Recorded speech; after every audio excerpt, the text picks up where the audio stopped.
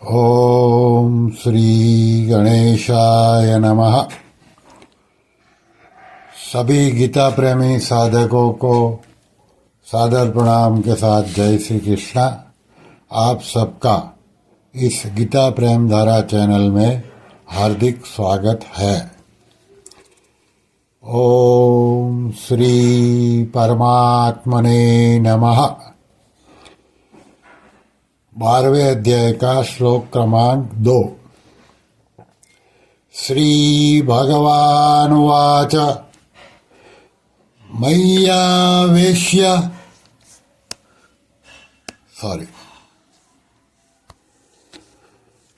श्री भगवानुवाच मय्यावेश्य मनो ये माम् नित्ययुक्ता उपासते श्रद्धया पर्योपेतास्ते मे युक्ततमा मताः।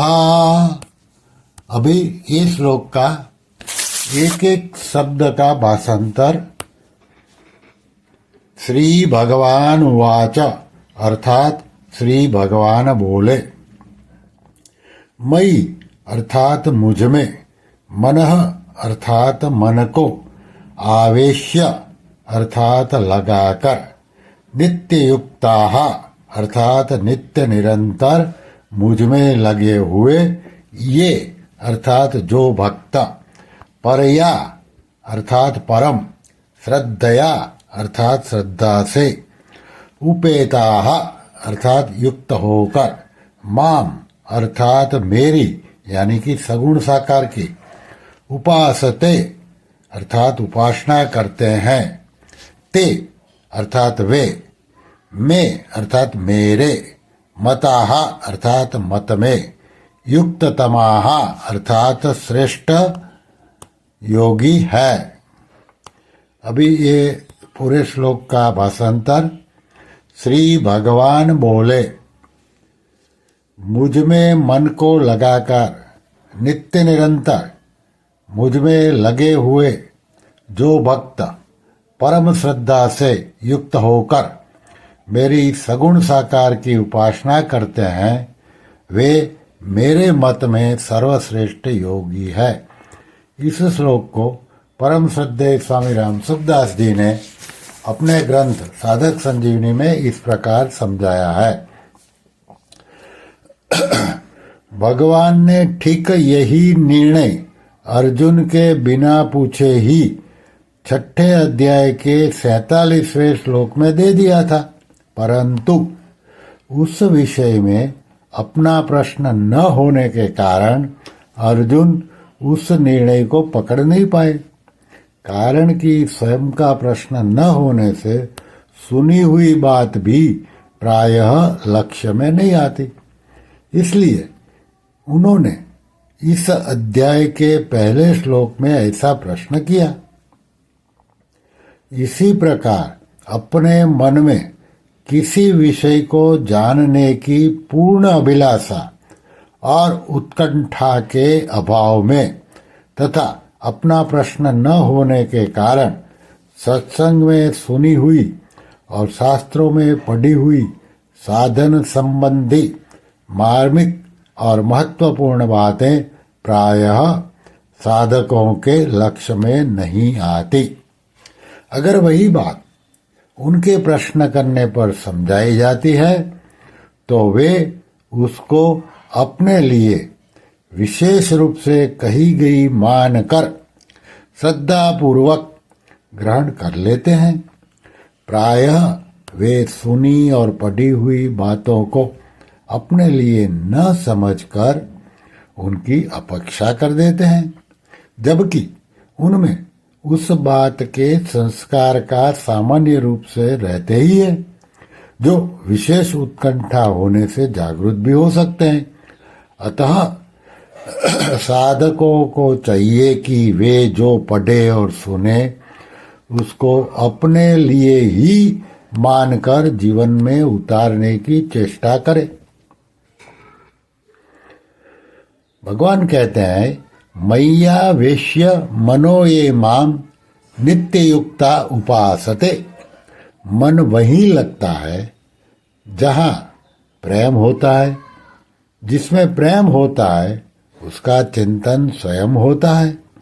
नित्य युक्ता का तात्पर्य है कि साधक स्वयं भगवान में लग जाए। भगवान ही मेरे हैं और मैं भगवान का ही हूँ। यही स्वयं का भगवान में लगना है। स्वयं का दृढ़ उद्देश्य भगवत प्राप्ति होने पर ही मन बुद्धि स्वतः भगवान में लगते हैं। उसके विपरीत स्वयं का उद्देश्य भगवत प्राप्ति न हो तो मन बुद्धि को भगवान में लगाने का यत्न करने पर भी वे पूरी तरह भगवान में नहीं लगते। परंतु जब स्वयं ही अपने आप को भगवान का मान ले, तब तो मन बुद्धि भगवान में तल्लीन हो ही जाती है। स्वयं करता है और मन बुद्धि करण है। करण कर्ता के ही आश्रित रहते हैं। जब कर्ता भगवान का हो जाए, तब मन बुद्धि रूप करण स्वतः भगवान में लगते हैं। साधक से भूल यही होती है कि वह स्वयं भगवान में न लगकर अपने मन बुद्धि को भगवान में लगाने का अभ्यास करता है। स्वयं भगवान में लगे बिना मन बुद्धि को भगवान में लगाना कठिन है। इसलिए साधकों की यह व्यापक शिकायत रहती है कि मन बुद्धि भगवान में नहीं लगते। मन बुद्धि एकाग्र होने से सिद्धि, समाधि आदि तो हो सकती है, पर कल्याण स्वयं के भगवान में लगने से ही होगा।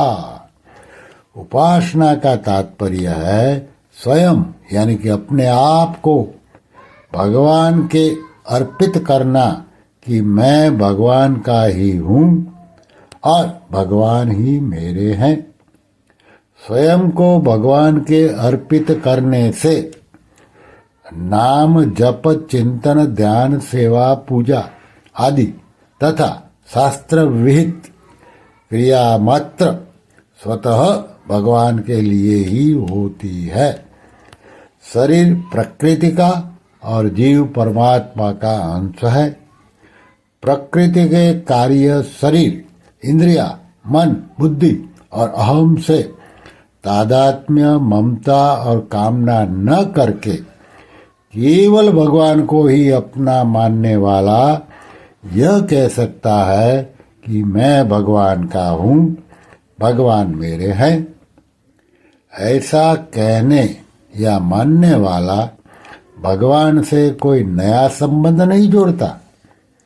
चेतन और नित्य होने के कारण जीव का भगवान से संबंध स्वतः सिद्ध है, किंतु उस नित्य सिद्ध वास्तविक संबंध को भूलकर जीव ने अपना संबंध प्रकृति एवं उसके कार्य शरीर से मान लिया, जो अवास्तविक है। अतः जब तक प्रकृति से माना हुआ संबंध है, तभी तक भगवान से अपना संबंध मानने की आवश्यकता है। प्रकृति से माना हुआ संबंध टूटते ही भगवान से अपना वास्तविक और नित्य सिद्ध संबंध प्रकट हो जाता है, उसकी स्मृति प्राप्त हो जाती है। जैसे अर्जुन ने गीता के 18वें अध्याय के 73वें श्लोक में कहा, नष्टो मोह स्मृतिर्लब्धा। जड़ता यानी प्रकृति के सम्मुख होने के कारण, अर्थात उससे सुख भोग करते रहने के कारण जीव शरीर से मैंपन का संबंध जोड़ लेता है, अर्थात मैं शरीर हूँ ऐसा मान लेता है। इस प्रकार शरीर से माने हुए संबंध के कारण वह वर्ण, आश्रम, जाति, नाम, व्यवसाय तथा बालकपन, जवानी आदि अवस्थाओं को बिना याद किए भी स्वाभाविक रूप से अपनी ही मानता रहता है, अर्थात अपने को उनसे अलग नहीं मानता। जीवन की विजातीय शरीर और संसार के साथ भूल से की हुई संबंध की मान्यता भी इतनी दृढ़ रहती है कि बिना याद किए सदा याद रहती है। अगर वह अपने